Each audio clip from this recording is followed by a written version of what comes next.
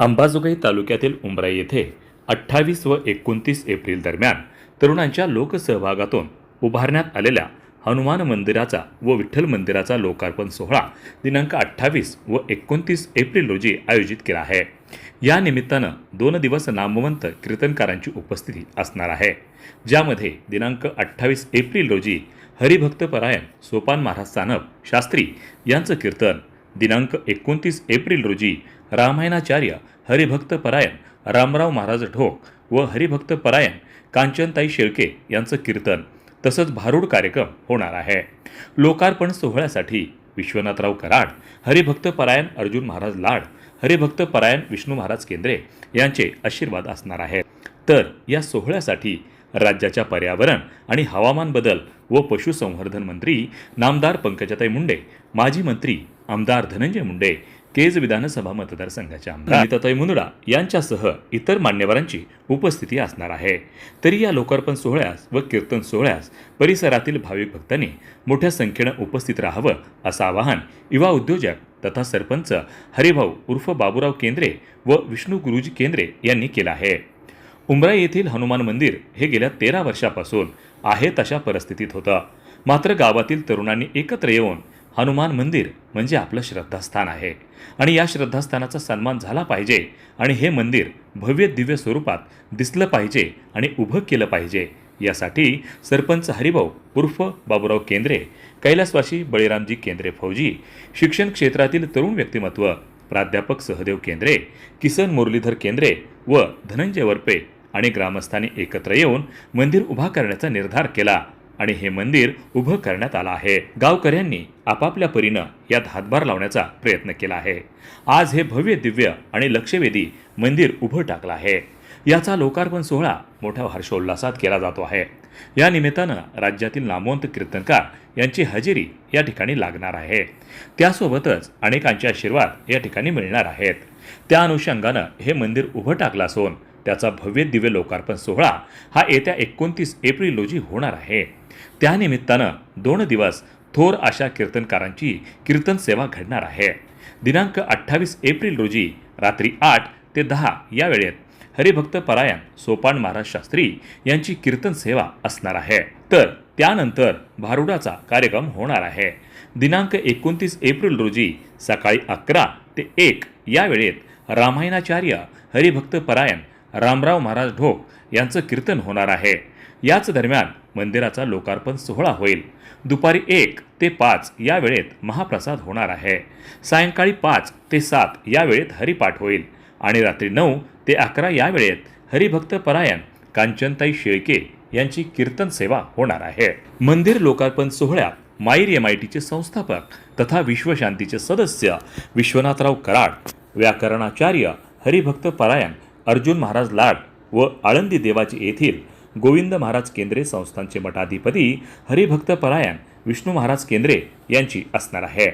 तर या प्रसंगी प्रमुख अतिथी म्हणून राज्याच्या पर्यावरण आणि हवामान बदल तसंच पशुसंवर्धन मंत्री नामदार पंकजाताई मुंडे, माजी मंत्री तथा परळी विधानसभा मतदारसंघाचे आमदार धनंजय मुंडे, केज विधानसभा मतदारसंघाचे आमदार नमिताताई मुंदडा यांच्यासह इतर मान्यवरांची उपस्थिती असणार आहे।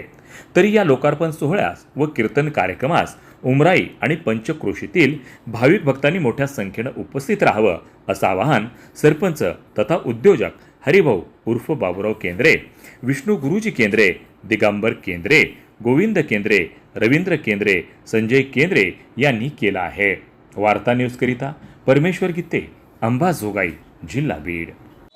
उमराई येथील भव्य दिव्य अशा हनुमान मंदिर विठ्ठल रुक्मिणी मंदिर लोकार्पण सोहळ्याचा 2 दिवसीय हा खरं तर आपल्याला उत्सवच मानावा लागेल। आमच्या सर्व गावकऱ्यांसाठी व पंचक्रोशीतील सर्व बांधवांसाठी ही अतिशय आनंदाची बाब आहे, कारण बरेच दिवस झालं या मंदिराचा योग होत नव्हता, परंतु आता हा सुवर्ण योग आलेला आहे। या निमित्त सोपानजी महाराज शास्त्री यांचं कीर्तन 28 एप्रिल रात्री 8 ते 10 या वेळेमध्ये आयोजन केलेलं आहे। तसेच 29 एप्रिल रोजी महाराष्ट्राचे ख्यातनाम कीर्तनकार रामरावजी महाराज ढोक यांचं 11 ते 1 या वेळेमध्ये कीर्तन सेवा आयोजित केलेली आहे. या कीर्तन सेवेबरोबरच आदरणीय उपस्थितीमध्ये महाराष्ट्राच्या पर्यावरण मंत्री व पशुसंवर्धन मंत्री आदरणीय आपल्या सर्वांच्या लाडक्या नेत्या पंकजाताई मुंडे साहेब यांचंही या ठिकाणी उपस्थिती असणार आहे. तसेच आपले आदरणीय माजी मंत्री धनंजयजी मुंडे साहेब यांची या ठिकाणी उपस्थिती आहे. तसेच सर्वांचे आदरणीय भगवान शैलीचे सरसेनापती माननीय फुलचंद्ररावजी कराड साहेब यांची उपस्थिती असणार आहे. तसेच आपल्या भागातील कार्यसम्राट आणि सर्वांच्या उपस्थित सुखदुःखामध्ये सहभागी असणाऱ्या आमचे आदरणीय आमदार नमिताताई मुंदडाताई यांची पण उपस्थिती असणार आहे. तसेच अनेक मान्यवरांचे या ठिकाणी नामोल्लेख करणं अशक्य आहे.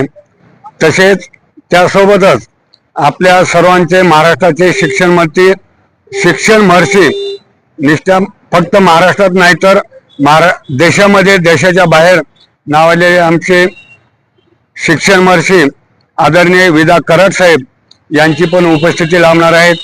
तसेच गोविंद महाराज केंद्रे संस्थानचे मठाधिपती हबप विष्णू महाराज केंद्रे तसेच आदरणीय व्याकरणाचार्य लाडगुरुजी यांची पण उपस्थिती आणि आशीर्वाद लाभणार आहेत.